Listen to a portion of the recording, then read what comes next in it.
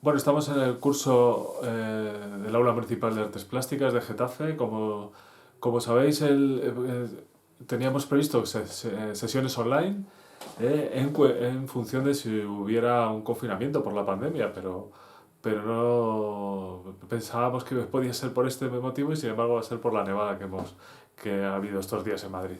Así que esta semana vamos a dar estas sesiones online y de paso voy a aprovechar este vídeo para recordaros el, eh, los contenidos de los próximos 2 meses como mínimo en los grupos D.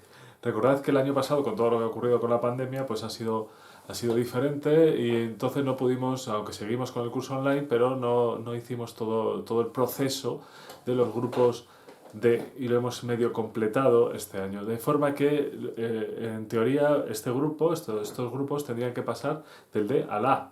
El grupo A, recordáis, dibujo artístico y, y teoría del color. Bueno, pues en este caso vamos a empezar ya a retomar los elementos de dibujo artístico, pero como muchos de los alumnos de estos grupos ya han hecho el proceso de grupo A en años anteriores, pues vamos a dar un curso un poco más avanzado y lo vamos a enlazar con uno de los artistas fundamentales. Recordad que hablamos de la obra maestra desconocida de Balzac a través de las ilustraciones de Pablo Picasso y todavía no hemos trabajado sobre ello. Bueno, pues vamos a empezar con los fundamentos del dibujo artístico a través de uno de los más importantes dibujantes artísticos de la historia, como fue Pablo Picasso. Sabéis que Picasso no fue un artista fundamentalmente pintor, era fundamentalmente dibujante. Va a basar todo su trabajo a través de la línea, las proporciones, la forma y la distorsión de esa forma, más que ser un cromatista, ¿verdad?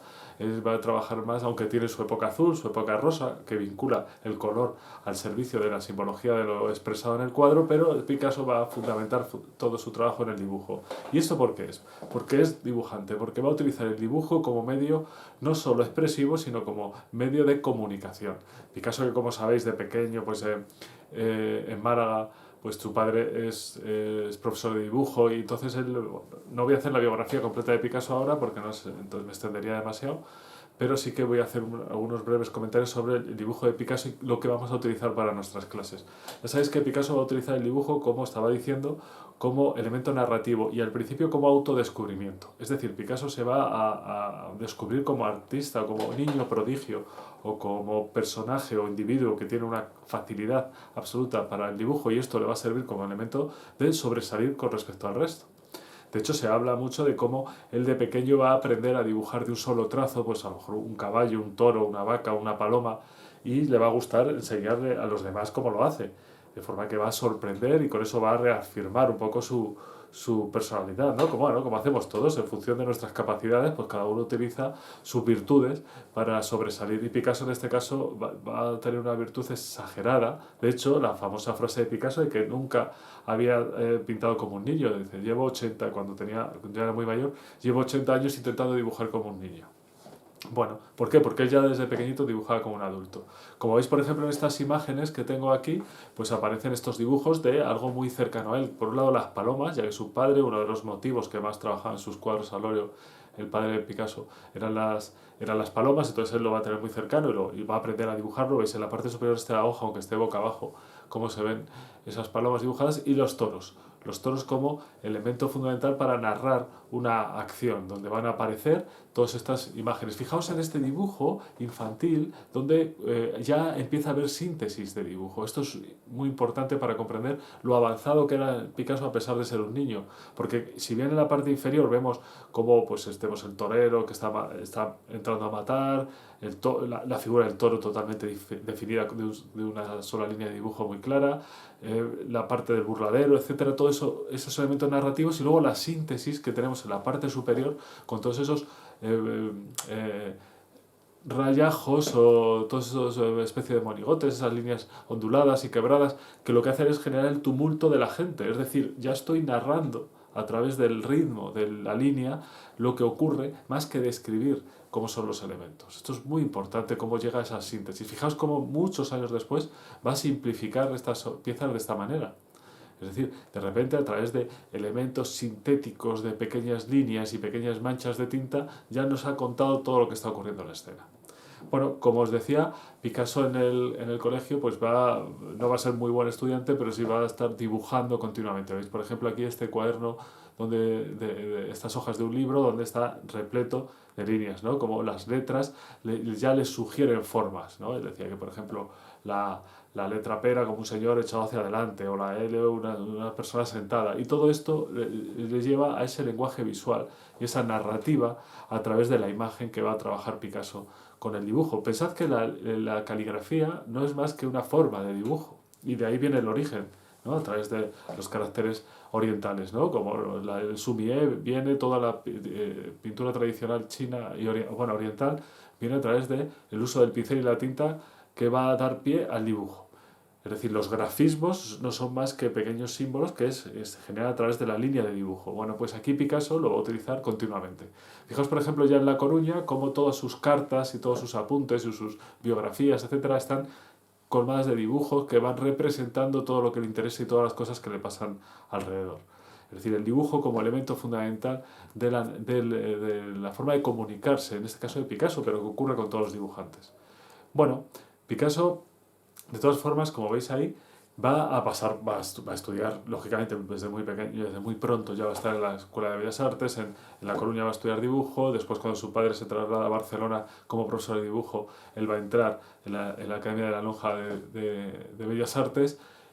Estamos hablando de un Picasso de 13, 14 años, y donde va a aprender durante 5 o 6 años, va a estar muy sumido en el dibujo académico, donde va a aprender las leyes del claro-oscuro, las luces y las sombras, la línea. Fijaos qué dibujos tan maravillosos, un chico que tenía apenas 14 años y ya dibujaba de esta forma.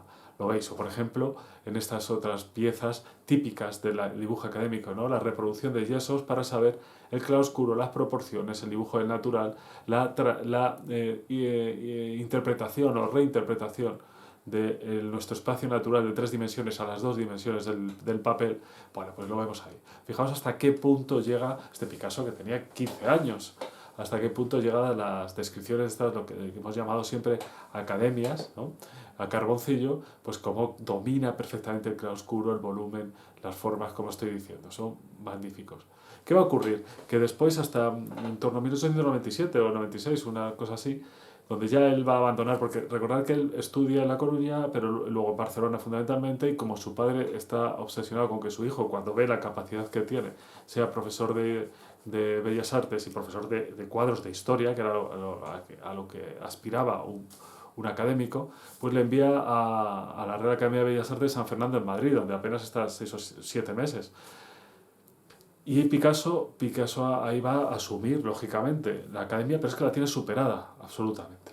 Entonces, el siguiente paso en la formación de Picasso va a ser artistas que se va a encontrar en la calle, en Barcelona, en el bar Los Cuatro Gatos, donde va a ver a gente como Mir, como Rusiñol, como Ramón Casas, que tenemos aquí estos dibujos maravillosos de una exposición que hizo Ramón Casas en el mismo café, pero de gente ilustre, a Carboncillo. Fijaos el trazo tan enérgico que tiene Casas, por ejemplo, en este retrato que le hace al propio Pablo Picasso, donde es capaz de describir muy bien los rasgos y al mismo tiempo dar ese efecto expresivo del Carboncillo. Fijaos qué maravilla de dibujo, y cómo Picasso va a asumir, después de haber asumido ya la academia, va a asumir al maestro Ramón Casas como competidor de su obra, de forma que Picasso, fijaos cómo se parece, este autorretrato de Picasso, cómo se parece al tratamiento de la mano de Ramón Casas con el Carboncillo, o la primera exposición que hace Picasso en Cuatro Gatos, pues donde va a dibujar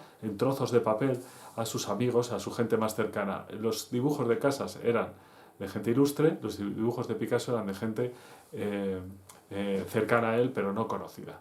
Bueno, una vez pasa esta época de Barcelona y ya empieza a viajar en esos 3, 4 primeros viajes antes de establecerse en París, su forma de dibujar va a cambiar. Y va a aparecer, fijaos qué maravilla en este retrato, este elemento de la expresividad, del trazo, muy a la manera de Toulouse-Lautrec, por ejemplo, de la línea, este dibujo a pastel, es un boceto para un cuadro, el famoso cuadro Yo, Picasso, que va a presentarla en su exposición en París, en la Galería de Ambroise Vollard, su primera exposición, en la que aparece este cuadro como elemento reivindicativo de su figura. No es este cuadro, este es el boceto, porque aparece el rostro de Picasso mirando al espectador mientras pinta con los ojos casi estrábicos, como si fuese una especie de volcán que está a punto de estallar, que de hecho es lo que fue Picasso posteriormente cuando le empezaron a conocer. Y cuando le empezaron a conocer, su dibujo también va a cambiar, porque va a pasar del naturalismo a la síntesis y el análisis de las formas a través de lo no natural, de la ausencia del concepto canónico de la belleza. Y van a aparecer las señoritas d'Avignon y sus primeros estudios sobre, fijaos ahí cómo se va cambiando la pose, la geometría empieza a hacerse evidente, es decir, la estructura del dibujo, como después hizo Mondrian, la estructura del dibujo que se debe convertir desde el punto de vista académico en lo natural a través del claroscuro, él le da la vuelta y dice, no, lo que voy a hacer evidente es esa estructura de geometrías planas. Y entonces va a romper con la academia y con el concepto canónico de belleza. Bueno, si seguimos avanzando, pues vamos a ver cómo Picasso, fijaos aquí los bocetos para la cita de Avignon, trabajo de dibujo, aunque luego fue un cuadro al óleo, pero que está fundamentado en la línea de dibujo, y luego cuando ya desarrolla el cubismo, van a aparecer los elementos curvos en su obra, que van a ser absolutamente expresivos. Fijaos, en sus trabajos de tinta o en sus trabajos de grabado, el dibujo es evidente y además este dibujo expresionista, donde aquí tenemos a este minotauro salvaje que a través de la línea circular hace que todo sea no solo violento y dinámico, sino además sensual. La línea de lo orgánico, de lo biomórfico aparece en estos elementos. O la línea de dibujo, por supuesto, en sus estudios para el Guernica.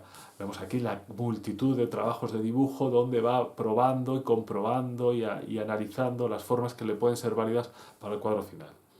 Formas que luego se van a quedar en su obra continuamente, porque si hablamos del Guernica en el 37, después cuando pinta, por ejemplo, el Osario, pues este cuadro que está basado en las formas del Guernica, que es posterior, porque es del año 45, pues va a tener ese lenguaje tan expresivo del dibujo, de la línea de dibujo. Veis ahí cómo se entrama, se hace expresionista realmente y va a generar este tipo de formas. Picasso va a utilizar el dibujo continuamente, incluso para hacer ilustraciones, por ejemplo este retrato de Stalin, que fue muy polémico porque incluso llegaron a ofenderse, porque esta simplificación de las formas y de lo natural hace que dentro del terreno representativo, como puede ser el retrato, pues se convierta en algo similar a la caricatura. Y esto, claro, a las personas que cuando Picasso pinta este retrato de Stalin, me parece que es para bueno, pues la noticia de la muerte de Stalin, la gente cercana al Partido Comunista se sintieron un poco ofendidos porque parecía que estaba haciendo burla a través de la distorsión, cuando realmente lo que está haciendo es una síntesis. Pensad que aquí Picasso va a trabajar de memoria continuamente. Bueno, esta forma de trabajar le lleva a elementos muy representativos de su obra. Fijaos en este dibujo tan sencillo. Es decir, acabamos de ver elementos de Pablo Picasso en el que la línea de dibujo se convierte en algo esencial para comprender cómo son las formas geométricas que dan estructura a la forma natural y luego el claroscuro genera los volúmenes, esto es la academia, y luego Picasso cuando pasa esa línea se va a lo expresivo y a la síntesis y a la simplificación, de forma que, fijaos en los trazos tan limpios que tienen esta paloma de la paz, por ejemplo, ¿verdad? Tan reivindicativa de la obra de Picasso.